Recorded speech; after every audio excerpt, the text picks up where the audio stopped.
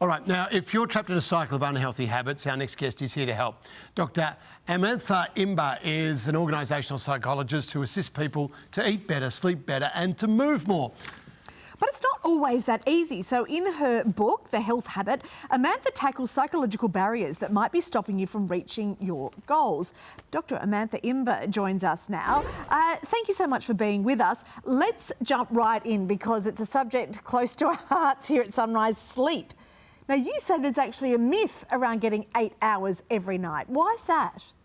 That's exactly right. I used to think that 8 hours was the magic number in terms of how much sleep we need. But when I was researching the health habit and speaking to professors all around the world, I learnt that 7 hours is actually the amount of sleep that is associated with the lowest mortality rates, so premature death. And the more we sleep, the higher those mortality rates get. So now I'm aiming for 7 hours a night.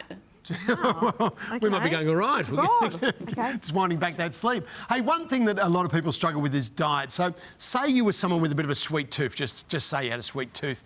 How do you kick that sugar addiction? Hypothetically. Hypothetically speaking, I used to be a massive I know, sugar I read addict. that about you.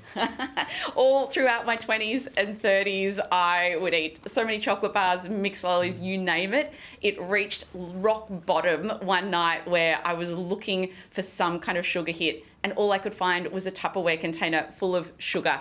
And I started spooning it out. My husband at the time saw me and thought, what are you doing? I knew I had to change. So there's lots of strategies that I write about in The Health Habit that I applied. But I think the most powerful one was the power of self-talk. So there's research that suggests that when we say we don't do something, as opposed to I can't do something, we are much more able to resist temptation. So now I use the self-talk, I don't eat sugar, I don't eat dessert, I don't eat sweet treats. And we don't want to act in a way that's inconsistent with our self-identity. So that's what I think of myself. And for the last 10 years, I've barely had any sugar. Okay, so how do we make the habit stick though? What's the key?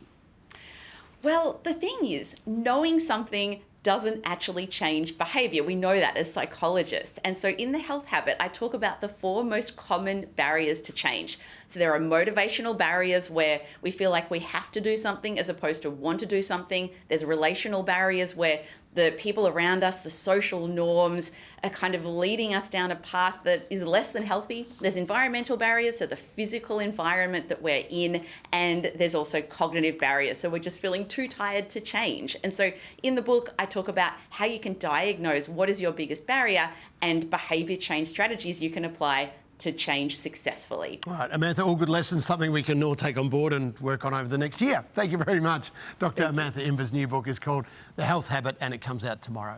Have to get my hands on that. I once ate a mince slice that was a year and a half out of date. There's nothing wrong with that. It's desperation.